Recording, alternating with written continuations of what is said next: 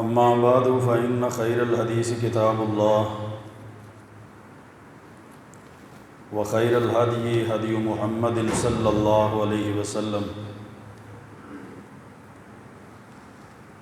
وشر الأمور محدثاتها وكل محدثة بدعة وكل بدعة ضلالة وكل ضلالة في النار. قال الله عز وجل في كلامه العزيز: أعوذ بالله السميع العليم من الشيطان الرجيم من همزه ونفخه ونفثه. بسم الله الرحمن الرحيم. تعاونوا على البر والتقوى ولا تعاونوا على الإثم والعدوان. وقال الله عز وجل في مقام آخر: إن الله يحب التوابين ويحب المتطهرين.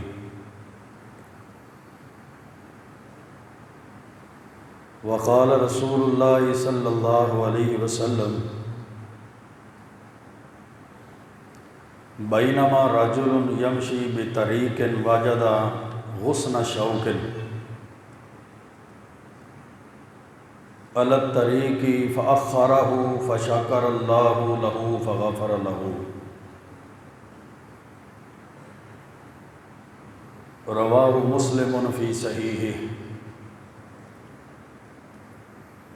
رب اشرح لي صدري ويسر لي امري واحلل عقدة من لساني يفقهوا قولي. رب زدني علما سبحانك لا علم لنا الا ما علمتنا انك انت العليم الحكيم. اللهم صل وسلم على نبينا محمد وعلى آله وبارك وسلم وصل عليه.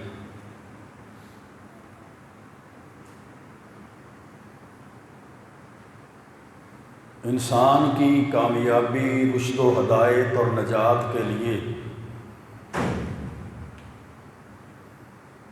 اللہ رب العزت نے اس پر دو قسم کے حقوق کو لاگو کیا ہے۔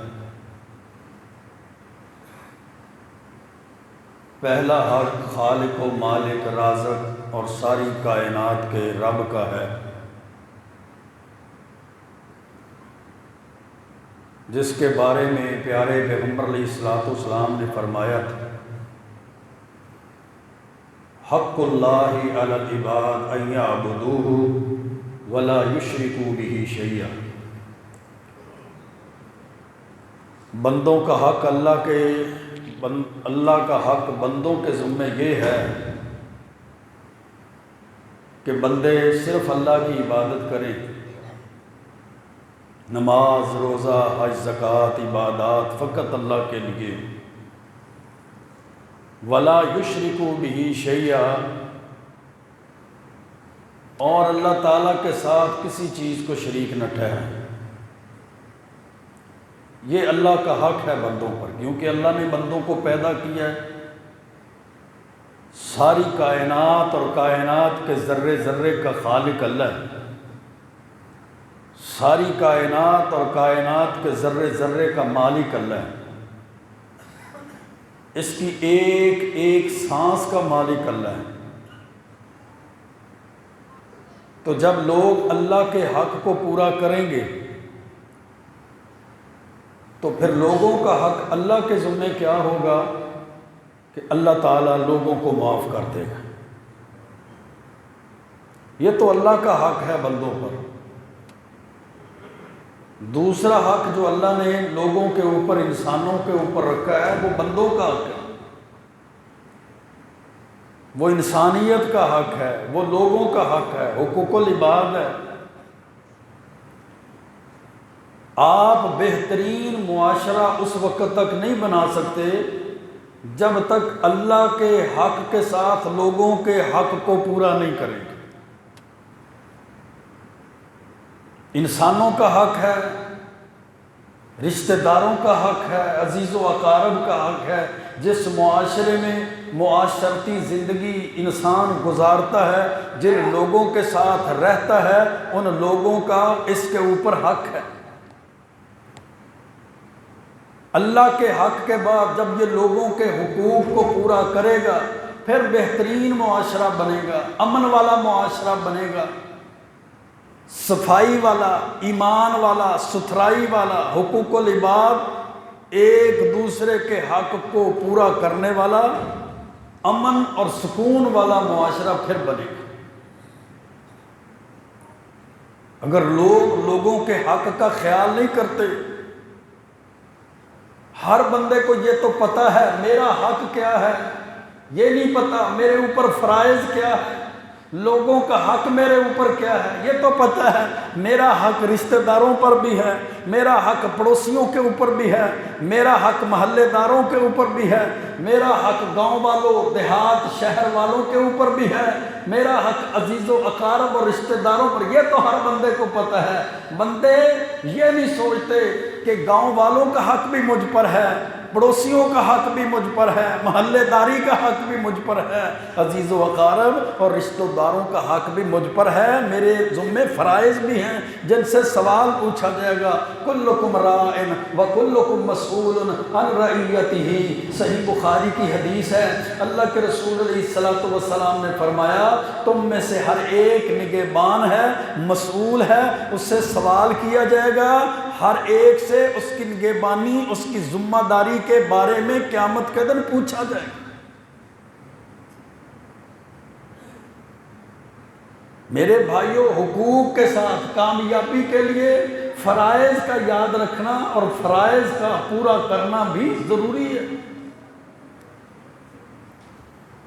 تعاونوا علی البر والتقوی ولا تعاونوا علی الاثم والعدوان۔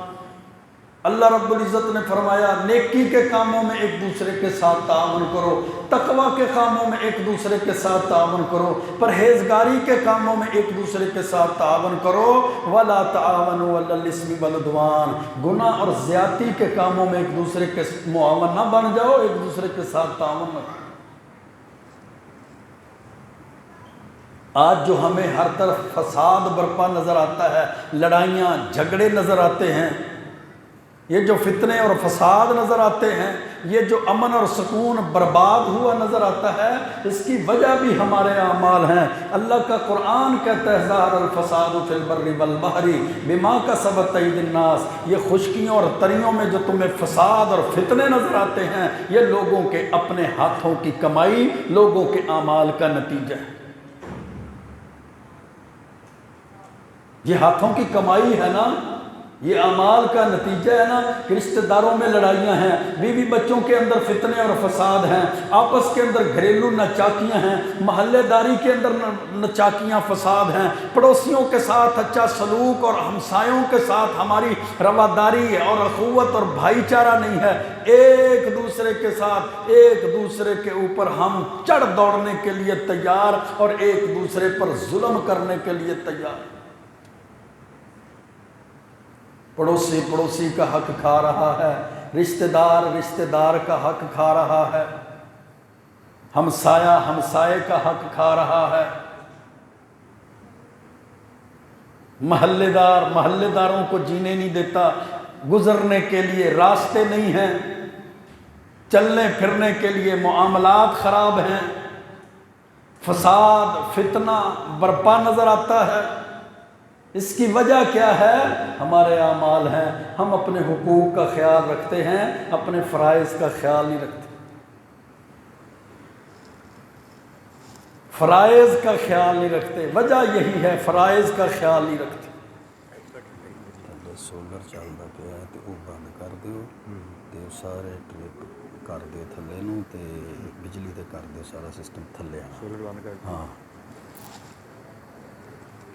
اللہ رب العزت نے قرآن مجید کے اندر بھی ان چیزوں کی طرف مسلمان بندے کو رغبت دی، حدیث مبارکہ کے اندر بھی اللہ کے محبوب پیغمبر علیہ السلام نے بہترین اسلامی معاشرے کی تشکیل کے لیے احکامات تعلیمات ارشاد فرمائی ہیں، لیکن ہم جب آج کے معاشرے میں اپنے ارد گرد دیکھتے ہیں، گرد و نواح میں، محلے داری میں، گاؤں میں، دیہات میں، شہر میں دیکھتے ہیں، تو ظلم کرنے والا کوئی کافر نہیں ہے، حق دبانے والا کوئی غیر مسلم نہیں ہے، زیادتی کرنے والا کوئی غیر مسلم نہیں ہے، بلکہ اپنے ہی مسلمان بھائی دوسرے مسلمان بھائی پہ ظلم کرتے، اس کا حق دباتے نظر آتے ہیں، اس پر زیادتی کرتے نظر آتے ہیں۔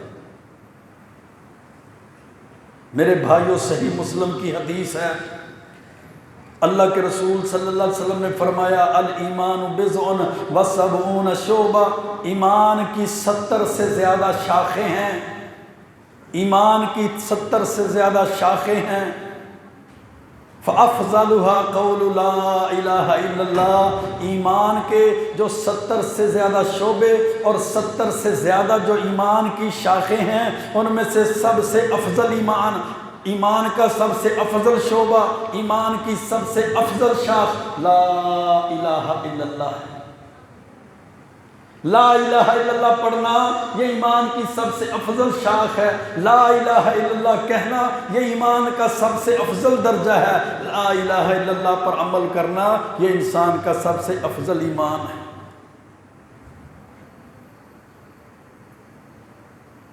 وَأَدْنَاهَا إِمَاطَةُ الْأَذَىٰ عَنِ الطَّرِيقِ، اور سب سے ادنا ایمان، سب سے کمزور ایمان، سب سے چھوٹا ایمان، ایمان کا سب سے چھوٹا شعبہ اور شاخ اماطۃ الاذی عن الطریق، تکلیف دینے والی چیز کو راستے سے ہٹانا ہے، تکلیف دہ چیز کو راستے سے ہٹا دینا ہے، یہ ایمان کا ایک شعبہ ہے، یہ ایمان کا ایک جز ہے کہ لوگوں کے لیے آسانی پیدا کی جائے، صفائی ستھرائی کا انتظام کیا جائے، راستوں کو صاف رکھا جائے، راستوں میں رکاوٹوں کو دور کیا جائے، یہ نہ ہو کہ راستوں کی رکاوٹوں کا گناہ اس کے سر پہ آ جائے۔ وَالْحَيَاءُ شُعْبَةٌ مِّنَ الْإِيمَانِ، حیا ایمان کا جز ہے۔ اور دوسری روایت صحیح مسلم کی، اس میں آپ نے فرمایا طہور شطر الایمان، طہارت، صفائی، پاکیزگی یہ ایمان کا جز ہے۔ مسلمان پاک ہوتا ہے، مومن طاہر ہوتا ہے، اس کا اٹھنا بیٹھنا پاکیزگی میں ہوتا ہے، اس کا کھانا پینا پاکیزگی اور پاکی کے اندر حلال اور طیب میں ہوتا ہے، ایسا نہیں کہ اس کا لباس بھی گندا ہو، پلید ہو، اس کا کھانا پینا بھی حرام کمائی کا ہو، اس کے معاملات بھی سارے گڑبڑ کا شکار ہو جائیں، اس کا یہ سارے کا سارا سلسلہ ہی حلال طیب پاکیزگی سے نکل کر نجاست کے اندر، نجس چیزوں کے اندر چلا جائے۔ راستوں کو صاف رکھنا کتنا بڑا اجر ہے۔ بدقسمتی سے جس اجر سے آج میں اور آپ محروم ہیں، ہمارا معاشرہ محروم ہے۔ ہر بندہ اپنے ذہن دل و دماغ میں خود نواب بنا ہوا ہے، جہاں چاہے جو چاہے کرے، جس راستے کو چاہے بند کر دے، جس راستے میں چاہے رکاوٹیں ڈال دے، جہاں چاہے ناجائز تجاوزات کر لے، جہاں چاہے بازاروں کے اوپر قبضے کر لے، جہاں چاہے راستوں کو تنگ کر دے، جہاں چاہے گلیوں کو تنگ کر دے، جہاں چاہے گٹر کا گندا پانی گرا دے، جہاں چاہے اپنی مرضی ہے لاکھوں کروڑوں کوٹھی پر لگا کر لوگوں کا راستہ تنگ کر دے، لوگوں کے لیے جناب راستے کی تنگی اور رکاوٹیں ڈال دے۔ اللہ کے رسول علیہ الصلوۃ والسلام نے فرمایا، صحیح مسلم کی حدیث ہے، بینما رجل یمشی بطریق وجد غصن شوک، ایک دفعہ ایک آدمی جا رہا تھا، راستے میں اس نے دیکھا کہ کانٹوں والی ٹہنی، کانٹوں والی شاخ پڑی ہوئی ہے، فأخرہ، اس نے کانٹوں والی شاخ کو اٹھا کر سائڈ پہ کر دیا، فشکر اللہ لہ، اللہ نے اس بندے کے اس عمل کی اتنی قدر کی، فغفر لہ، اللہ نے اس کی زندگی کے سارے گناہوں کو معاف کر دیا۔ ایک طرف راستوں کی صفائی، راستوں کو کھلا کرنا، راستوں کو صاف ستھرا رکھنا، لوگوں کے لیے آسانی پیدا کرنا، اور دوسری طرف راستوں کو گندا کرنا، گٹروں کا پانی ڈال دینا، راستوں پہ قبضے کر لینا، راستوں کو تنگ کر لینا، لوگوں کے لیے، مخلوق کے لیے، عام عوام پبلک کے لیے اس کو تنگ کر دینا، اس کا گناہ، اور دوسری طرف راستوں کو صاف ستھرا رکھنا، اس کی فضیلت، اس کا ثواب، اس کا اجر ہے۔ اب بندہ دیکھے اپنے ذہن، دل و دماغ میں یہ راستے، یہ ساری کی ساری چیزیں ہمارے پیدا ہونے سے پہلے بھی تھیں، ہمارے دنیا کے جانے کے بعد بھی رہیں گی۔ کسی کی قبر میں نہ اس کی زمینیں جاتی ہیں، نہ اس کی کوٹھیاں جاتی ہیں، نہ اس کے بنگلے جاتے ہیں۔ جس کوٹھی پر کروڑوں روپے لگا کر اس کے بعد سارے کا سارا غصہ، نزلہ اس کا راستے پر نکلتا ہے نا، کہ میرا جو 1.5 کروڑ کوٹھی پہ لگا ہے، اب میں راستہ تنگ کر کے اس کے اوپر جناب سولوں کو ایسے کر کے، اس کا اپنے حصے کا نالا اونچا کر کے، لوگوں کا پانی اور راستہ بند کر کے بتاؤں گا کہ 1.5 کروڑ کی کوٹھی میں نے بنائی ہے۔ اللہ کی قسم یہ کوٹھیاں کسی کے ساتھ، یہ جائیدادیں، یہ پراپرٹی قبر میں نہیں جاتی، یہ ہمارے آنے سے پہلے بھی ایسے ہی تھی، ہمارے جانے کے بعد بھی یہ سارا کچھ ایسا ہی رہے گا۔ ہمارے ساتھ کس نے جانا ہے؟ وہ ہمارے نیک اعمال نے جانا ہے۔ یہ کوٹھیاں جن کے لیے بناتے ہیں ہم، پراپرٹیاں خریدتے ہیں، یہ جن کے لیے زمینیں، جائیدادیں، بینک بیلنس چھوڑ کر جاتے ہیں، گاڑیاں چھوڑ کر جاتے ہیں، یہ انجام دیکھنا ہے تو قبرستان میں دیکھ لیں۔ کم بیش 1 مہینے سے اعلانات ہو رہے ہیں، بتائے جا رہے ہیں قبروں میں پانی پڑ گیا ہے، قبرستان میں پانی کی وجہ سے نقصان ہو گیا ہے، قبریں لا بے یار و مددگار لا وارثوں کی طرح پڑی ہوئی ہیں، جن کے لیے کوٹھیاں، بنگلے، پراپرٹیاں، جائیداد، بینک بیلنس، گاڑیاں چھوڑ کے گئے تھے، ان کے پاس تو اتنا ٹائم ہی نہیں ہے کہ اپنے والدین کی، اپنے بزرگوں کی قبروں پہ جا کے مٹی ہی ڈال لیں، ان کو ہی درست کر۔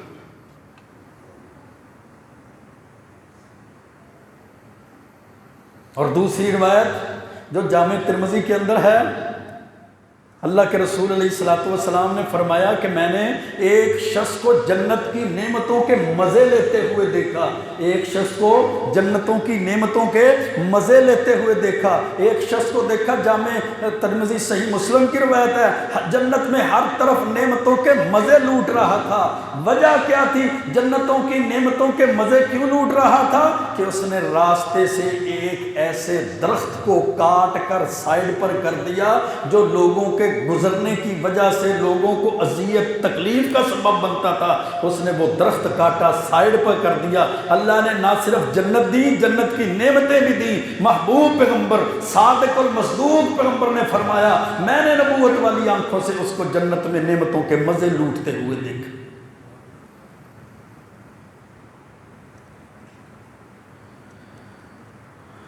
اور راستے کے حقوق شریعت نے بیان فرمائے، راستے کے حقوق،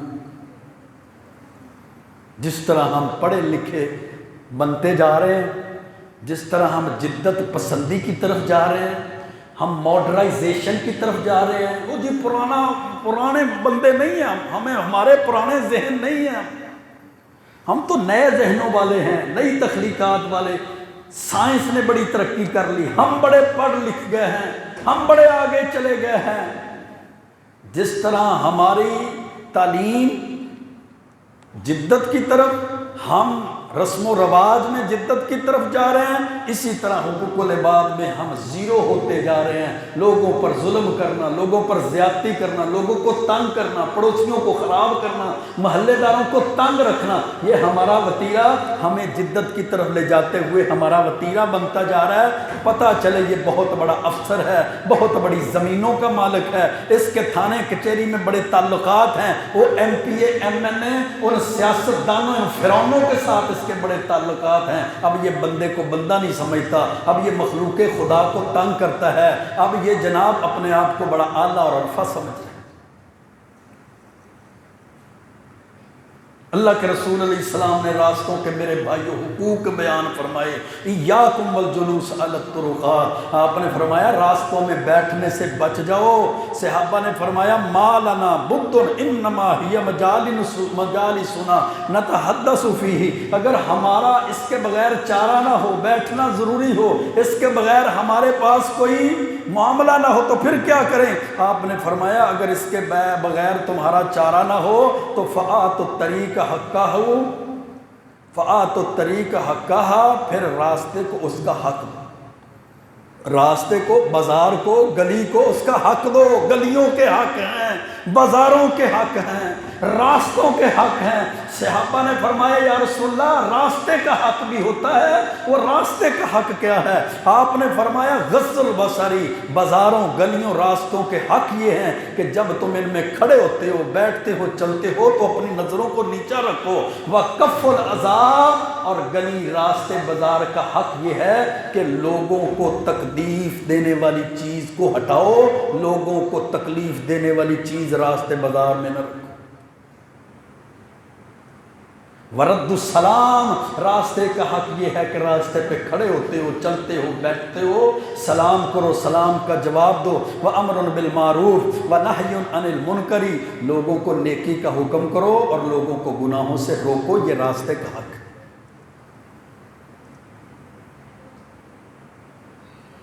کف العزا عن الطریق، میرے بھائیوں سوچنے والی، سمجھنے والی، غور و فکر والی بات ہے کہ یہ راستے کا حق اللہ نے رکھا تھا کہ تکلیف دہ چیز کو ہٹا دینا۔ یہاں تھڑے بھی ہم نے بنا لیے، یہاں لٹرینیں بھی ہم نے بنا لی، یہاں کھوئی بھی ہم نے نکال لی، یہاں ہم نے سارے کا سارا ملبہ جناب گھر کے اندر نہیں رکھا، باہر راستے میں رکھ دیا۔ ہر بندہ پریشان، گاڑی والا، پیدل چلنے والا، ہر بندہ پریشان ہے، یہ کیا آ گیا؟ کون سا بازار، کون سی گلی آ گئی؟ اللہ کے رسول علیہ السلام نے فرمایا نجائز تجاوزات کے بارے میں، ظلم اور زیادتی کے بارے میں، کسی کی زمین ہڑپ کرنے والے کے بارے میں، بازاروں میں تھڑے بنانے والوں کے بارے میں، اپنا پورا کا پورا ڈرائنگ روم بازار میں بنا دینے والوں کے بارے میں، بازار میں قبضہ کر دینے والوں کے بارے میں محبوب پیغمبر علیہ السلام نے فرمایا من اخذ شبرا من الارض ظلما، جس نے، صحیح مسلم کی حدیث، جس نے ایک بلشت زمین پر قبضہ کر لیا، ایک گٹھ زمین ہتھیا لی، کسی کی ہتھیا لی، فإنه يطبقه يوم القیامہ من 70 ارضا، اللہ تعالیٰ 70 زمینوں یا 7 زمینوں، 7 ارضین، اللہ 7 زمینوں کا طوق قیامت کے دن اس کی گردن میں ڈال دے گا۔ لے لے، یہ ایک بازار پہ تو نے قبضہ کیا ہوا تھا، یہ پڑوسی کی زمین پہ قبضہ کیا ہوا تھا، بننے وڈ کے، کھاڑے ٹا ٹا کے، ادھروں چھانگ چھانگ کے جڑا قبضہ کیتا سی، اج قیامت والا دن ہے، اے 7 دیاں 7 زمیناں دا توق اون دے گل چ پاتا جائے گا۔ 7 زمینوں کا توق اٹھا لے گا قیامت کے دن۔ کیسے اٹھائے گا؟ کیسے کھڑا ہوگا؟ کیسے جواب دہ ہوگا؟ کیسے اللہ کے سامنے اس کا محاسبہ ہوگا؟ سرکاری جگہ ہیں، پڑوسیوں کی جگہ ہیں، پورے محلے کا، پورے گاؤں کا، پورے علاقے کا، ہر گزرنے والے کا راستہ، ہر گزرنے والے کا اس راستے پر حق ہے۔ ہم نے چمگا لمبا چوڑا کر کے پہلے تھڑا بنایا، پھر ماشاءاللہ اس کے آگے گٹر والی کھوئی بنا دی، پتہ چلے، پھر کھوئی پہ بھی گزارا نہیں ہوا، اس کے آگے ہم نے جانور باندھ دیے، بھینسیں باندھ دی، گائے باندھ دی، پھر وہاں بھی گزارا نہیں ہوا، اس کے آگے ریڑیاں کھڑی کر دی ہم نے، پھر وہاں بھی گزارا نہیں ہوا۔ اب جہاں پر چال چلتے چلتے چلی جاتی تھی، اب ریڑیاں کھڑی ہیں، سواریاں کھڑی ہیں، اس کے آگے ہم نے روڑی بھی لگا دی، یہاں سے گزرنے نہ کوئی پائے۔ 80-85 فٹ کا بازار ہے، 1 فٹ کسی نمازی کے لیے گزرنے کی جگہ نہیں، اس کی پاکی پلیتی کی بچت کے لیے جگہ نہیں ہے کہ اپنے کپڑوں کو محفوظ رکھ سکے۔ پھر رات کی ترقی ہوتی ہے، یہ ہم انسان ہیں، یہ ہمارے اندر انسانیت اس طرح کوٹ کوٹ کر بھری ہوئی ہے۔ مفتی تو ہم بڑے ہیں، فتوے تو ہم بڑے لگاتے ہیں جناب، باتیں تو ہمیں بڑی آتی ہیں، زمین آسمان کی کلامیں تو ہم ملا دیتے ہیں، مولویوں کی ہمیں ضرورت نہیں ہے، دین اسلام ہمیں بڑا پتہ ہے، مسئلے مسائل ہمیں بڑا پتہ ہیں۔ شام ہوتی چلی جاتی ہے، گٹر کا گندا پانی نکال کر بازاروں میں گرا دیتے ہیں، اب رات کو یہاں سے کوئی گزرے گا اس کے کپڑے پاک نہ رہیں، گرے گا، چوٹیں لگے گی، گندگی کے اندر گرے گا، گندے گٹروں والے پانی کے اندر یہ گر جائے گا۔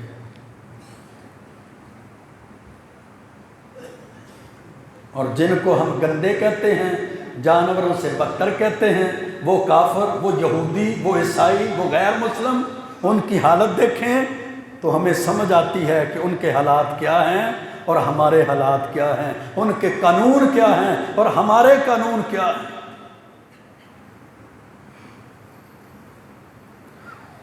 اور یہاں ہم نہیں دیکھتے میں دیندار ہوں یا دنیا دار ہوں۔ دیندار کہتا ہے میرا بھی حق زیادہ ہے، مینوں 4 مسئلے بہتے ہوں گے، مینوں 4 ایتاں بہتیاں ہوں گیاں۔ اس طرف سے جائیں، ایک چھوٹی سڑک ہے کچی، جب اس پہ جائیں نا تو جو اس مربع کا سب سے بڑا دیندار ہے اس نے سب سے زیادہ وہ سڑک چھوٹی کی، جو سب سے بڑا دیندار 5 وقت کا نماز، سر پہ پگڑی رکھی ہوتی ہے 24 گھنٹے، اس کے مربع سے گزرا نہیں جاتا۔ کیوں؟ وہ سب سے بڑا دیندار ہے، اس نے جناب 4 گز کی پگڑی ہر وقت سر پہ رکھی ہے، اس کے پاس مسئلے زیادہ ہیں، اس نے سولنگ بھی کاٹ لیا، سڑک بھی کاٹ لی، 20 فٹ کی سڑک اس کے مربع میں جا کر 10 فٹ کی رہ گئی۔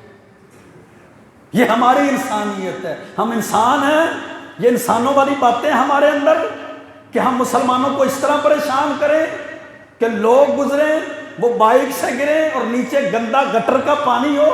ہم یہ مسلمان ہیں کہ لوگوں کے لیے راستوں کو تنگ کر دیں، 40 فٹ کی گلی میں 1 فٹ بھی گزرنے کے لیے نہ رہنے دیں، 85 فٹ کے بازار میں 2-4 فٹ جگہ بھی نہ ہو جہاں کوئی انسان آسانی سے گزر سکے۔ انسانوں کے لیے انسان آسانی پیدا کریں، مسلمان مومن کے لیے ہم آسانی پیدا کریں یا ہم اس کو تنگی میں ڈال دیں؟ اللہ کے رسول علیہ الصلوۃ والسلام نے فرمایا اتقوا اللعانین، 2 لعنت واجب کر دینے والے کاموں سے بچو۔ صحابہ نے فرمایا یا رسول اللہ وہ لعنت کو واجب کر دینے والے 2 کام کون سے ہیں؟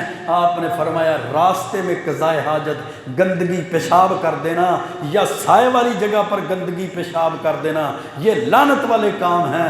ہر بندہ گزرتا ہے تو لعنتیں ڈال کر گزرتا ہے۔ یہ گٹر کا پانی اس نے چھوڑ دیا، یہ نالا توڑ کر اس نے بازار کی طرف چھوڑ دیا ہے، یہ نالی توڑ کر اس نے گٹروں کا پانی بازار میں چھوڑا ہوا ہے۔ اب ہر بندہ لعنت کر کے گزرے گا، لعنت کر دینے والا کام اور لعنت اس پہ واجب ہو چکی۔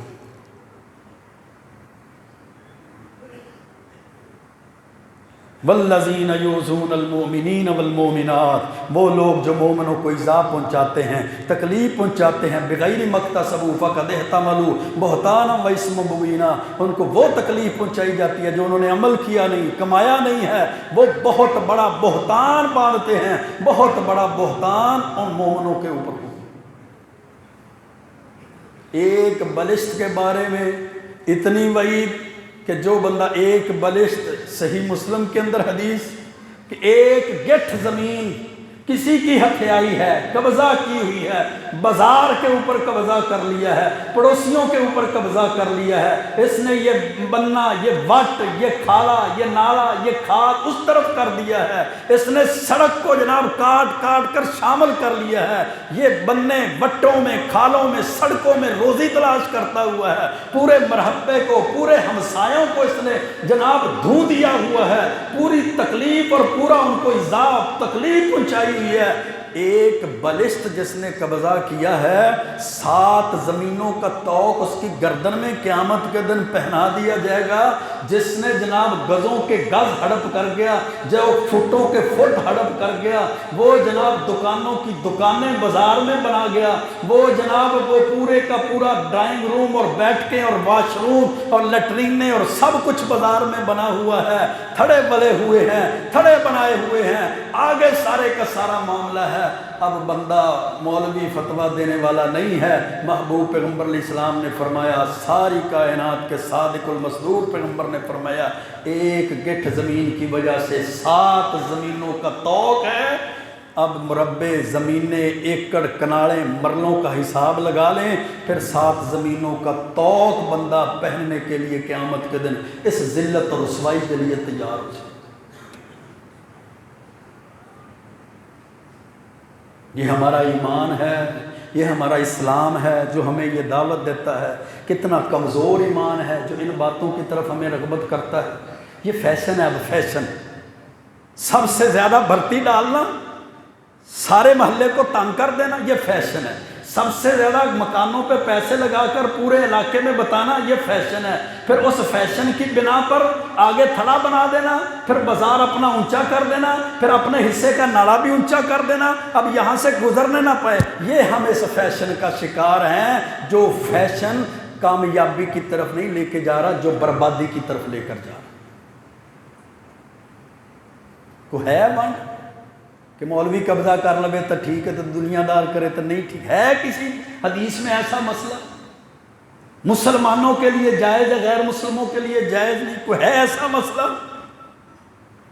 روڑیوں کی روڑیاں بازاروں میں، قبرستان جائیں تو راستہ نہیں ملتا، میت کو کہاں سے گزارنا ہے، قبضے کیے ہوئے ہیں سرکاری جگہوں پر، گندے تالاب والی جگہوں پر قبضے ہیں، چھیڑ کے دیکھ لو، اس سے بڑا مفتی کوئی نہیں نکلے گا، وہ فتوے ایسے دے گا جیسے سب سے بڑا عالم یہ۔ چھوڑتے تو ہم بازار کی جگہوں کو بھی نہیں، گندے تالاب کی جگہوں کو نہیں، قبرستان کی جگہوں کو نہیں چھوڑتے، وہاں پہ ہمارا بس چلتا ہے تو وہاں پہ قبضے کیے ہوئے ہیں۔ پھر کہتے ہیں جی پانی قبرستان میں چلا گیا، پانی اور کہاں جائے؟ ہم تو اپنے مردوں کے ساتھ بھی دھوکہ کرتے ہیں، ہم تو اپنی میتوں کے ساتھ بھی میرے بھائیوں دھوکہ کرتے ہیں۔ من نفسا عن مسلم، مسند احمد کی حدیث ہے، من نفسا عن مسلم قربۃ من قرب الدنیا، جس کسی مسلمان نے مسلمان کی تکلیف کو دور کیا، قیامت کے دن اللہ اس کی تکلیفوں کو دور کرے گا۔ اور جو مسلمان کسی مسلمان کے عیبوں پہ پردہ ڈالتا ہے، اللہ اس کے عیبوں پہ پردہ ڈال دے گا۔ اور جو مسلمان کسی مسلمان بھائی کی مدد کرتا ہے، اللہ تعالیٰ اس بندے کی مدد کرے گا۔ اور دوسری حدیث جو جامع ترمذی میں ہے، اللہ کے رسول علیہ السلام نے فرمایا جو شخص دوسروں کو تکلیف دیتا ہے، اللہ اس بندے کو تکلیف میں مبتلا کر دیتا ہے، اور جو لوگوں کے لیے مشکلات پیدا کرتا ہے، اللہ رب العزت اس کے لیے مشکلات پیدا کر دیتا ہے۔ یہ نمازی ہو، حاجی ہو، 5 وقت کا نمازی، تہجد گزار ہو، تسبیحاں پڑھنے والا ہو، یا مصلی پہ کھڑے ہونے والا ہو، یا نیچے بیٹھنے والا ہو، یہ سب سے بڑا ذمہ ہو یا سب سے زیادہ غریب ہو، جس نے بھی مسلمانوں کو تکلیف میں مبتلا کیا، اللہ اس کو تکلیف میں مبتلا کر دے گا۔ جس نے مسلمانوں کو تنگی دی، اللہ اس کو تنگی کے اندر گرفتار کر دیتا۔ اور صحیح مسلم کے اندر حدیث ہے، لعن اللہ من غیر منار الارض، اللہ اس پہ لعنت کرتا ہے جو زمین کے نشانوں کو تبدیل کر دیتا ہے، جو زمین کے نشانات کو تبدیل کر دیتا ہے، وانڈ کو تبدیل کر دیتا ہے۔ وہ نشانات کیا ہیں؟ وہ بننے ہیں، وہ وٹ ہے، وہ جگہ ہے، اس کو تبدیل کر دیا، سڑک بدل دی، راستہ بدل دیا، ادھر سے چھیل کر ادھر سے جناب کاٹ کے ادھر کر دیا۔ اتنی بدترین اس کی مثال دی گئی ہے، وعید دی گئی کہ لعن اللہ اس بندے پہ لعنت کرتا ہے۔ اور ہمارا یہاں مشن ہی کچھ اور ہے۔ آپ نے صحیح ترغیب کے اندر حدیث ہے، 3 دفعہ قسم اٹھائی، واللہ لا یؤمن، اللہ کی قسم وہ بندہ مومن ہی نہیں، واللہ لا یؤمن، اللہ کی قسم وہ بندہ مومن نہیں۔ تیسری مرتبہ پھر فرمایا واللہ لا یؤمن، اللہ کی قسم وہ بندہ مومن نہیں۔ صحابہ پریشان ہو گیا، فرمایا یا رسول اللہ کون سا بندہ؟ فرمایا جس کی شرارتوں سے، جس کی بوائق سے اس کا پڑوسی محفوظ نہیں ہے، اللہ کی قسم وہ بندہ مومن ہی نہیں ہے۔ آج محلے میں دیکھ لیں کس کا پڑوسی کس سے محفوظ نہیں ہے۔ ہر بندہ دوسرے کو تنگ کرتا ہے، ہر بندہ دوسرے کو پریشان کرتا ہے۔ ڈرائنگ روم اور بیٹھ کے اور بہترین سسٹم اپنے دروازے کے ساتھ اور گندے گٹر دوسرے کے دروازے کے ساتھ۔ ہر بندہ شکایت لگاتا ہے، ان کا پانی ہمارے مکانوں میں چلا گیا، گٹر کے پانی کی وجہ سے ہمارے مکان ٹوٹ پھوٹ کا شکار ہو گئے، ہمارا نقصان ہو گیا۔ نالے کی صفائی کر کے ان کے آگے ڈال دی، گندا پانی ان کے آگے ڈال دیا۔ ہمارا اپنا جناب دروازہ بازار بھی صاف رکھے، پھر بھی سارے بازار صاف ہو جائیں گے، پھر بھی راستوں کی رکاوٹ دور ہو جائے گی۔ اور امید کرتے ہیں گھر بیٹھے وہ جی سیاستدان ہمارے نظام کو حل کریں گے۔ ان بے ایمانوں کے اپنے نظام حل ہوں تو پھر ہوگا، ہم تو اپنے سگے نہیں ہیں۔ ان اللہ لا یغیر ما بقوم حتی یغیروا ما بانفسہم، اللہ کا قرآن کیا کہتا ہے؟ خدا نے آج تک اس قوم کی حالت نہیں بدلی، نہ ہو جسے خیال آپ اپنی حالت کے بدلنے کا۔ امیدیں لگا کے بیٹھے یہ صفائی کر کے جائیں گے، تالاب صاف کریں گے، وہ جناب ہمارے راستے درست کریں گے۔ انہوں نے کہا جی راستے درست کریں گے، آپ کے لیے ہمارے پاس بجٹ نہیں ہے۔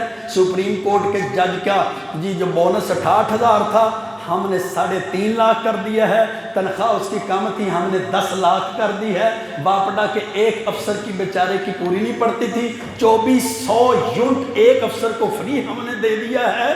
پارلیمنٹ کے اراکین تھے یہ قومی اسمبلی والے، یہ بیچارے معصوم، یہ سارا پیسہ عوام پہ خرچ کر کے غریب غربا یہ پنجاب اسمبلی والے اسمبلیوں میں چلے جاتے ہیں، ان کی پوری نہیں پڑتی۔ ان کی 1 لاکھ تنخواہ تھی ہم نے 8 لاکھ کر دی ہے۔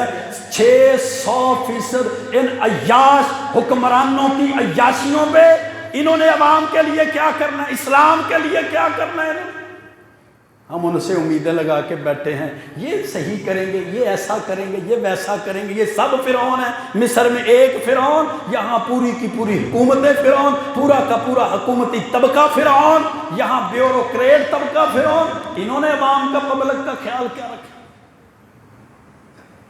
آلو ٹماٹر بیچنے والے کو پکڑ کے گرفتار کر کے ڈال دو، اور مافیا اس کے آگے سلوٹ مارو۔ 40 روپے کلو والی چینی جناب 200 پہ لے جاؤ، کوئی پوچھنے والا نہیں۔ اور میرے بھائیوں اپنے ایمان کو بھی بچانا ہے، اپنے دین کو بھی بچانا ہے، اپنے اسلام کو بھی بچانا ہے، اپنے معاشرے کی تشکیل ہم نے کرنی ہے، ہم نے اس کو بہترین معاشرہ بنانا ہے، بہترین محلہ ہم نے بنانا ہے، بہترین گاؤں ہم نے بنانا ہے، ہم نے اپنے مردوں کی آخری آرام گاہ کی حفاظت ہم نے کرنی ہے کہ وہاں گندا پانی نہ جائے۔ ہم نے یہ سارے سلسلے کرنے ہیں۔ یہ چودراہٹیں جو ہمیں نظر آتی ہیں نا، جنازے کی صفیں سیدھی کرتے ہوئے محلے کے اندر نظر آتی ہیں، پڑوسیوں پہ نظر آتی ہیں، یہ وہاں نظر آنی چاہیے، وہاں کوششیں ہونی چاہیے۔ ہمارے ایک بھائی نے مٹی ڈلوا لی، بڑا اچھا کام کیا، اب مٹی ڈلوا دی گئی، وہاں باندھ دیا جائے، وہاں سلسلہ کیا جائے۔ اس کا اگلا مرحلہ یہ ہے کہ اس کے ساتھ جو زمین ہے 2 ایکڑ اس کو خریدا جائے، اس کے لیے کوششیں کی جائیں، اپنے پیچھے صدقہ جاریہ چھوڑ کر جائیں، نسلیں ہماری اس سے فائدہ اٹھائیں، ہم قبروں میں پڑے ہوئے ہوں، ہمیں اس کا ثواب ملے، ہمیں اس کا اجر ملے، ہمیں اس کا فائدہ ملے۔ ایسا نہ ہو اولادیں فائدہ اٹھائیں، نجائز تجاوزات ہم نے کیا، اولادیں فائدہ اٹھائیں، اور قبر میں ہماری قبر اندھیری اور قبر میں ہمارے لیے آگ بڑھتی چلی آئے۔ وہ جہنم میں لے جانے کے لیے یہی عمل کافی ہے کہ اس نے نجائز تجاوزات کیے ہوئے۔ میرے بھائیوں آخر پہ مقامی طور پر یہ میں گزارش کرنا چاہوں گا کہ ہم اپنے مردوں کے ساتھ مخلص ہو جائیں، کم از کم اپنی میتوں کے ساتھ مخلص ہو جائیں۔ اپنی زندگی کے ساتھ تو مخلص نہیں ہے، اسی گندگی میں ہم نے گزار دی ساری زندگی، گندے بازار رہے، گٹر ابلتے رہے، سلسلے اسی طرح چلتے رہے، ہماری دشمنیاں بنتی رہیں سیاست کی بنیاد پہ، محلے داری کی بنیاد پہ، قومیت کی بنیاد پر۔ لیکن اپنے مردوں کے ساتھ، اپنی میتوں کے ساتھ، اپنی موت کے ساتھ مخلص ہو جائیں، اس علاقے کا کچھ کر لیں، اس کے لیے ہمت اور کوشش کر لیں، تاکہ ہمارے مردوں کی، ہمارے بزرگوں کی قبروں میں، قبرستان کے اندر گٹروں کا، گندے تالاب کا گندا پانی جانے سے بچے۔ اس کے لیے کوششیں ہونی چاہیے۔ سب سے پہلی کوشش کیا ہے؟ مٹی۔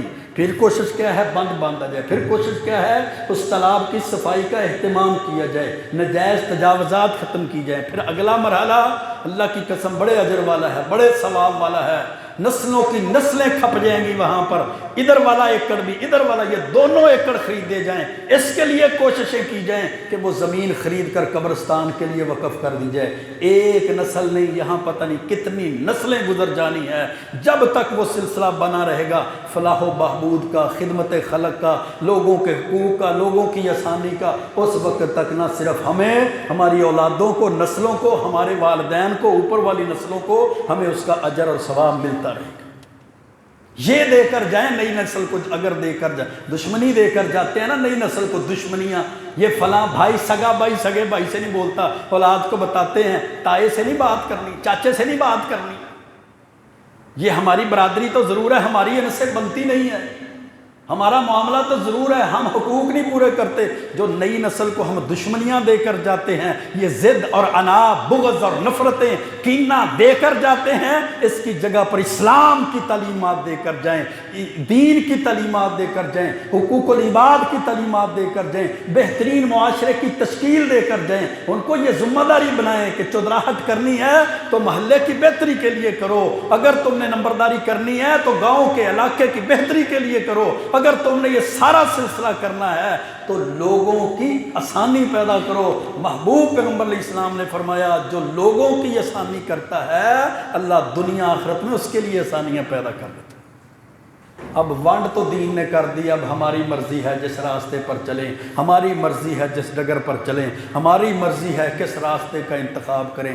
آؤ میرے بھائیوں، زندگی گزرتی چلی جا رہی ہے، ہمارے ماں باپ گزر گئے، آباء و اجداد گزر گئے، ہم نے بھی یہاں نہیں رہنا، ہماری نسلیں بھی گزر جائیں گی، تو بہترین زندگی گزاریں، لوگوں کے لیے آسانیاں پیدا کریں، لوگوں کے لیے ان کو سہولتیں دینے کے لیے کوششیں کریں، دین پر عمل کریں، قرآن و سنت پر عمل کریں، قرآن و سنت کی تعلیمات پر عمل کریں۔ کوئی بھی انسان اس وقت تک بہترین انسان نہیں بن سکتا جب تک وہ بہترین مسلمان نہیں بن جاتا۔ اللہ سے دعا ہے اللہ ہمیں اپنے حقوق کے ساتھ اپنے فرائض کی طرف بھی دیکھنے، اپنی ذمہ داریوں کو پہچاننے اور پورا کرنے کی توفیق عطا فرمائے۔ وَأَقُولُ قَوْلِي هَٰذَا أَسْتَغْفِرُ اللَّهَ لِي وَلَكُمْ وَلِسَائِرِ الْمُسْلِمِينَ۔